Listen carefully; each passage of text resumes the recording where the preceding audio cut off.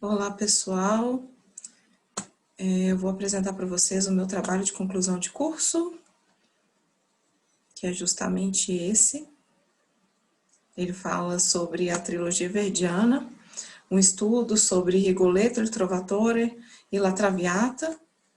Meu professor orientador é o Petrônio Duarte Teixeira, e o que me fez pensar nesse tema é justamente o que é e qual a importância da trilogia verdiana. Meu objetivo específico foi identificar quais os fatores fizeram com que o período denominado trilogia verdiana fosse tão importante na carreira do compositor Giuseppe Verdi.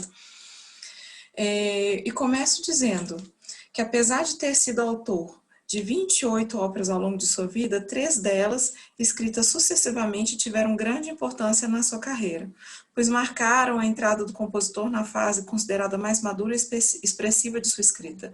São elas Rigoletto, Il Trovatore e La Traviata. Esse amadurecimento marcou para sempre a forma como o compositor se expressava através de sua música, e o conjunto dessas 3 óperas é conhecido como trilogia verdiana ou trilogia popular. O nome de Giuseppe Verdi tornou-se sinônimo de ópera italiana. Se Rigoletto, il Trovatore e La Traviata e Aida fossem extintas as produções atuais, muitos teatros de ópera encerrariam suas atividades. Não sou eu que estou dizendo, quem diz foi o Knapp. Desde que foram escritas, essas 4 obras ganharam grande popularidade com o público. O sucesso, ele permaneceu vivo 118 anos após a morte do compositor. Não é possível falar de ópera sem mencionar Verdi, e não é possível falar de Verdi sem mencionar sua trilogia.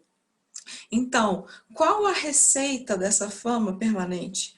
O que faz com que suas obras continuem sendo interessantes e atuais por mais de um século após as suas respectivas estreias?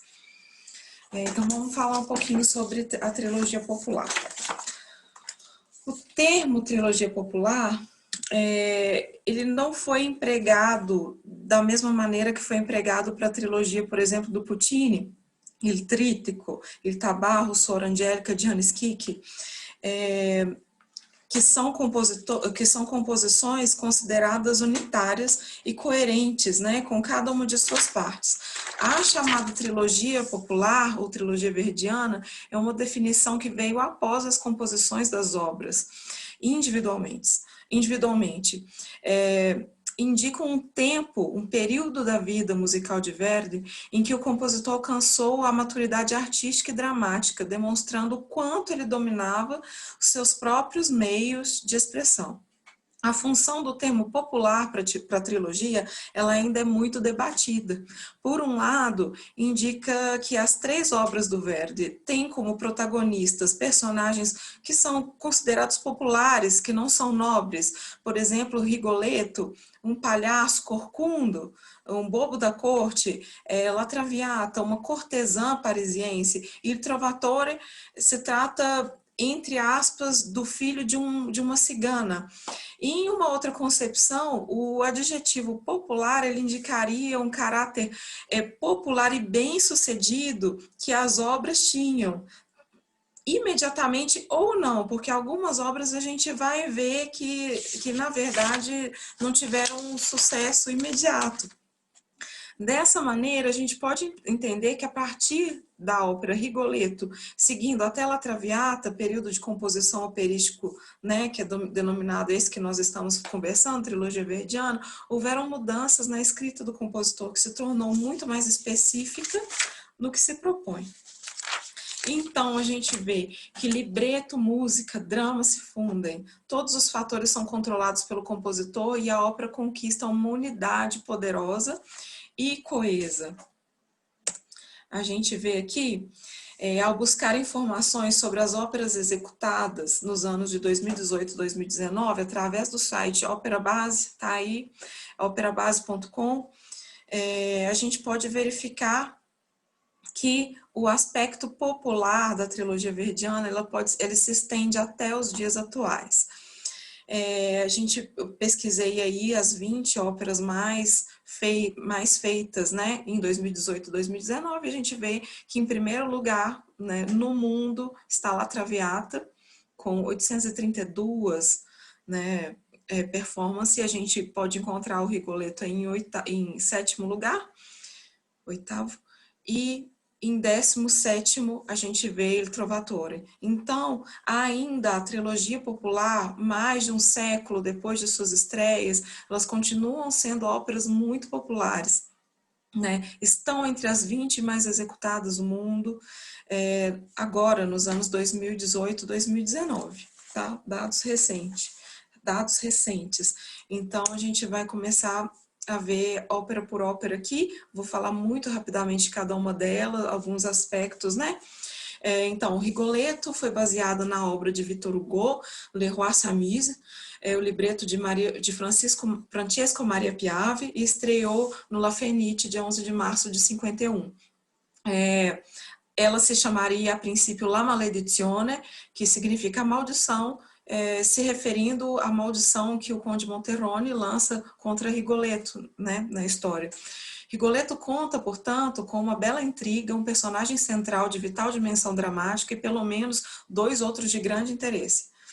Tem áreas famosíssimas, como Caro Nome, La Donna è Mobile, o quarteto final, que é algo realmente muito famoso mesmo, que na verdade se trata de um dueto duplo, com cada personagem sua identidade musical, e eu destaquei aqui a cena da Tempestade, que é completamente sem antecedentes, musicalmente, assim, e totalmente integrado no desenrolar da trama.